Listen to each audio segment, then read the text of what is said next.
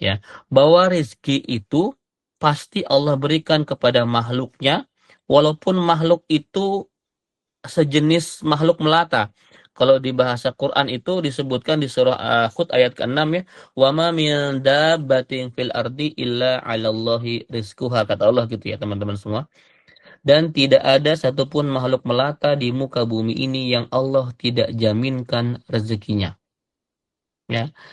Jadi teman-teman semua, jangankan antum sebagai manusia, makhluk melata, dabah itu, kalau bahasa kitanya itu kadal, kadal gurun ya. Makhluk melata, stratanya paling rendah. Ya, makhluk melata saja dia dijamin rezekinya. Apalagi kita manusia yang insya Allah Allah berikan begitu banyak kesempurnaan. Laqad khalaqnal insana fi ahsani taqwim. Dengan kesempurnaan yang kita miliki, nggak mungkin Allah nggak memberi kita rezeki. Ya, itu perlu diyakini. Ya, jadi makhluk melata saja Allah kasih rezekinya. Antum mungkin tahu cicak ya. Pernah dengar cicak atau pernah lihat cicak? Pasti semua tahu cicak. Teman-teman semua, cicak itu makhluk melata juga. Rendah lah dia. Dia kerjaannya itu menempel di dinding kan ya. Di dinding mungkin di dinding kamar kami ini juga ada cicak kadang-kadang ya. Teman-teman semua tahu nggak cicak itu makanannya apa? Ya, nanti silahkan teman-teman kalau mau nimbrung boleh ya. Cicak itu makanannya adalah nyamuk, betul ya? Ya, semua yang bersayap ya, nyamuk, serangga atau mungkin paling banyak nyamuk lah. Ya, nyamuk dan teman-temannya yang bersayap itu menjadi konsumsi keseharian cicak. Coba, cicaknya nempel di dinding, cicaknya nggak punya sayap, tapi makanannya harus berterbangan kemana-mana. Artinya, kalau cicak itu tidak punya keyakinan tauhid akan rezeki, dia pasti akan protes kepada Allah Subhanahu wa taala. Ya Allah, ini kayaknya salah setting deh ya. Ini kayaknya salah salah buat deh. Aku ini kan nempel di dinding, tapi kenapa kenapa makananku itu semua terbang-terbang? Gimana cara aku menggapai makanannya? Nanti kalau aku kelaparan gimana? Nanti kalau aku mati kelaparan gimana? Mungkin kita mikir kayak begitu ya. Ya, coba antum nempel di dinding tapi makanannya punya sayap. Kan mikir kita kan pendek. Gimana caranya nih? Kan kami nggak bisa terbang. Ya, Hmm. tapi alhamdulillah cicak punya keyakinan tentang ketauhidan masalah rezeki ini. Tidak ada satupun makhluk melata di muka bumi ini yang Allah tak jaminkan rezekinya. Maka alhamdulillah sampai detik ini kita tidak pernah melihat cicak kelaparan. Ya, walaupun makanannya punya sayap.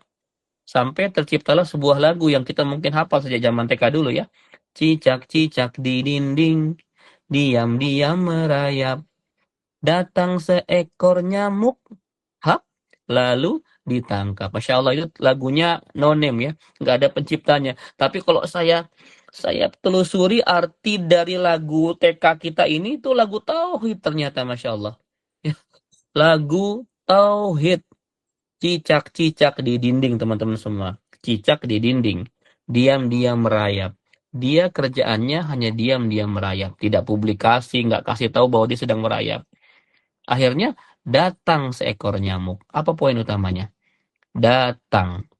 Artinya rezekinya datang teman-teman semua. Ya, datang seekor nyamuk. Hap, cicak tinggal mangap saja. Lalu dia selesai memakan makanannya. Teman-teman semua, itu cicak. Jangan kalah sama cicak, jangan kalah sama makhluk melata. Kita manusia harus yakin bahwa Allah Subhanahu wa taala pasti memberikan kita rezeki, Masya Allah.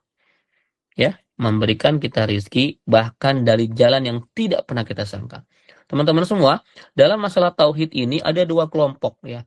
Tiga kelompok ulangi, saya ulangi. Tiga kelompok. Yang pertama, kelompok beraliran Jabariyah. Ya, jadi Jabariyah ini adalah kelompok yang sangat menggantungkan semua kepada Allah Subhanahu wa taala. Ya. Jadi kelompok ini menyerahkan semua kepada Allah Subhanahu wa taala. Pokoknya saya ini adalah wayang dan Allah dalangnya. Saya tidak punya effort apapun, saya tidak punya kuasa apapun untuk melakukan apapun terhadap hidup saya. Jadi kerjaan dia hanya menunggu saja, ya. Dia yakin bahwa semuanya telah Allah atur. Tugas dia hanya diam, tinggal menunggu saja. Ya, ini namanya Jabariyah. Dia menggantungkan semua kepada Allah Subhanahu wa taala. Umar bin Khattab pernah mendapati orang seperti ini.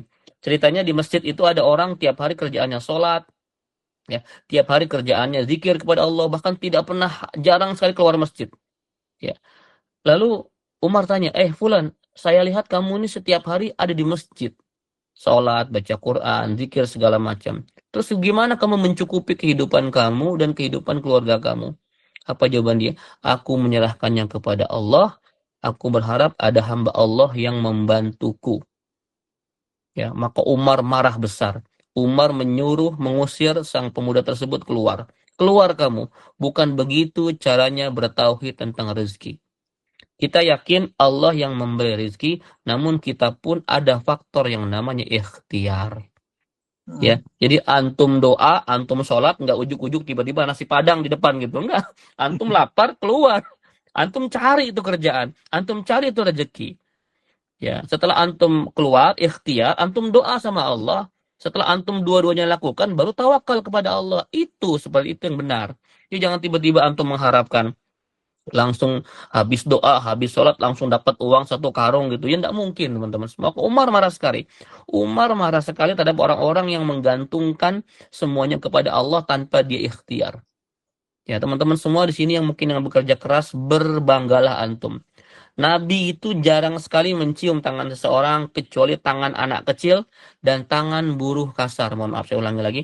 Tangan buruh kasar pernah dicium Nabi. Tangan inilah katanya yang tidak bisa digantikan dengan pahala sholat, pahala sedekah, pahala puasa maupun pahala haji. Tangan seorang laki-laki yang bekerja kasar untuk mencukupi kebutuhannya dan kebutuhan keluarganya. Teman-teman semua, bekerja, mencari rezeki, nafkah untuk keluarga kita, itu sangat mulia, bahkan digolongkan sebagai jihad fisabilillah.